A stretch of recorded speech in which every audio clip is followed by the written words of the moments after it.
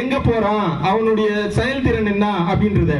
அது போல ரவுடி கண்காணிப்பு குழு வந்து அண்ணனை கொலை செய்த அந்த திட்டம் போட்டவங்களை வந்து கண்காணிச்சிருப்பாங்க. 100% மாற்று கருத்தே கிடையாது. அப்போ இந்த ரவுடி கண்காணிப்பு குழுவுக்கு தெரியாம, இந்த காவல்துறைக்கு தெரியாம அண்ணன் கொலை செய்யப்படல. இந்த காவல்துறை, ஒட்டுமொத்த காவல்துறையும் அரசாங்கத்தினுடைய பிடியில் இருந்ததுனால அண்ணன் என்ன பண்ணிட்டாங்க, அது தைரியமா கொலை செஞ்சுட்டாங்க. வேற எந்த காரணமும் இல்ல. கொலை செஞ்சவன் நேரடியா கொலை செய்யல, குறுக்கு வழியில வந்து கொலை செஞ்சிருக்கிறான். அவன் நேரடியா கொலை செய்யறதுக்கு வந்து யாராலுமே முடியாது. அண்ணன் வந்து கள்ளத்தனமா ஒரு சாப்பாடு உடை அணிகிற மாதிரி வந்து கொலை செஞ்சிருக்கிறான். அது கூட அவன் என்ன சொல்லிக்கிறான் தெரியுங்களா, அண்ணன் எந்த சூழ்நிலையிலும் ஒரு மனுஷனை பார்த்தாலே யாரு அவருடைய முழு விவரத்தை வந்து கிரிக்கூடிய நல்ல தனித்திறமை வாழ்ந்தவர்.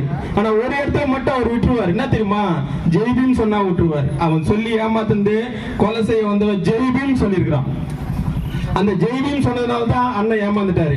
அப்போ இது போல ஜெய்பீம் சொல்லி அண்ணன் ஏமாத்தி ஒரு இந்த இடத்துல வந்து சாப்பாடு உணவகம் கொடுக்குற ஒரு கம்பெனில இருந்து வர மாதிரி ட்ரெஸ் போட்டுன்னு வந்து அங்க வந்து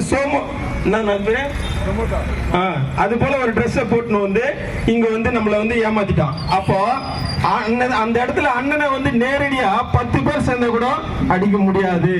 அவர் வந்து ஜெய்பீம் சொன்னதுனால நம்ம பிள்ளைங்க அப்படின்னு சொல்லிட்டு அசால்ட்டா நின்னுட்டாரு.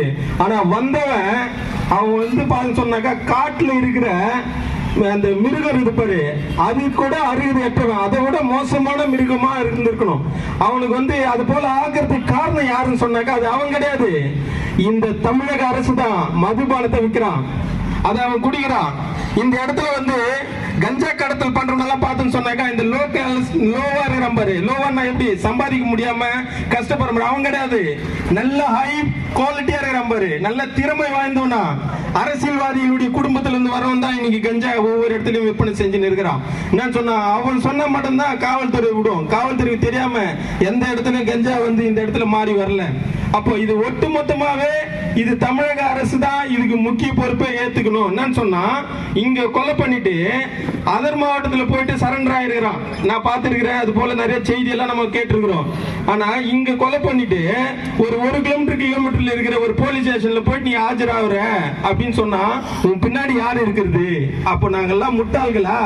அதே மட்டும் இல்ல, அன்னைக்கு சாயந்தரமே என்ன பண்றாங்க தெரியல, போலீஸ் வந்து பேட்டி கொடுக்குது. என்ன பேட்டி கொடுத்தாருன்னா, கொலை செய்தவர்கள் எல்லாரும் வந்து கைது செய்யப்பட்டார்கள், வழக்கு வந்து முடிக்க போறாரு. அவரு எத்தனை பேரு? 8 பேரு, இந்த பேரு போட்டோ காட்டுறாரு. அப்போ இது போல நீ வந்து பொய்யான போட்டோ காட்டுற, அப்போ அதுக்கு பின்புலத்துல அவங்களுக்கு கூலி கொடுத்தது யாருன்றத நீ மறைக்கிறதுக்காக வேண்டி முன்னாடியே நீ போட்ட அது மிகப்பெரிய ஒரு நாடகம். அது எந்த மாற்று கருத்துமே கிடையாது. அப்போ நம்ம அண்ணனை வந்து முன்னாடியே வந்து எப்படியாவது கொலை பண்ணணும் அப்படின்னு சொல்லிட்டு போட்டவங்க 8 பேர்னு முடிச்சிய இன்னைக்கு எப்படி 23 பேர் ஆனா? எப்படி 23 பேர் ஆனா?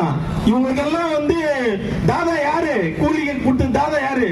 உங்க அங்க வந்து கஞ்சி தண்ணி இல்லாத இருக்கிறவன் தான் கொலை பண்ணிக்கிறான். அவனுக்கு எப்படி லட்சக்கணக்கில்